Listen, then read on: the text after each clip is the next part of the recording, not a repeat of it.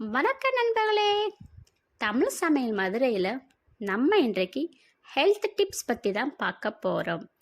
அதுக்கு முன்னாடி நம்ம சேனலுக்கு நீங்கள் புதுசுன்னா ஃபஸ்ட்டு சப்ஸ்கிரைப் பண்ணுங்க.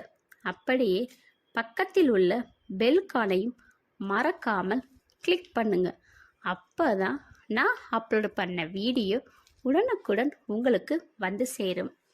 நம்ம இன்றைக்கு கத்திரிக்காய் பயன்கள் பற்றி தான் பார்க்க போகிறோம். வாங்க வீடியோக்குள்ளே போகலாம்.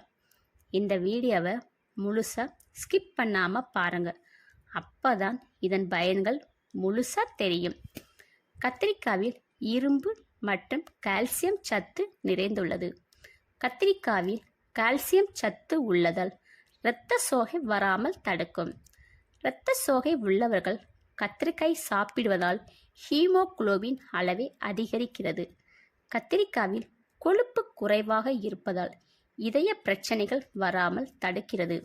வாத நோய், ஆஸ்துமா, ஈரல் நோய், கீழ்வாதம், சளி, பித்தம், தொண்டைக்கட்டு, மலச்சிக்கல், கரகரப்பான குரல், உடல் பருமன் குணப்படுத்த காய்கறிகளும் கத்திரிக்காயும் உள்ளது.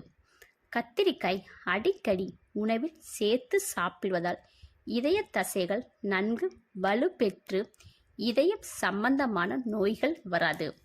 உடல் எடையை குறைக்க நினைப்பவர்கள் வாரம் 2 அல்லது 3 முறை கத்திரிக்காய் சாப்பிட்டு வருவதால் விரைவாக உடல் எடையை குறைக்க முடியும். கத்திரிக்காயில் வைட்டமின் சி மற்றும் இரும்பு சத்து உள்ளது. கத்திரிக்காயில் நரம்புகளும் வலுவூட்டவும் சளி இருமலை குறைக்கவும் உதவுகிறது. குழந்தைகளின் நினைவாற்றலை அதிகரிக்க கத்திரிக்காய் சாப்பிடலாம். கத்திரிக்காய் சிறு வயதில் வரும் பார்வை குறைபாடுகளை தடுக்கும். கத்திரிக்காய் சாப்பிடுவதால் வயது முதிர்வை தடுக்கிறது. இளமையான தோற்றத்தை தருகிறது. அதிக இரத்த அழுத்தத்தை கட்டுப்படுத்துகிறது. நாக்கில் ஏற்படும் அலர்ஜியை தடுக்கிறது. பசியின்மையும் போக்கும். உடலுக்கு வலிமை தரும்.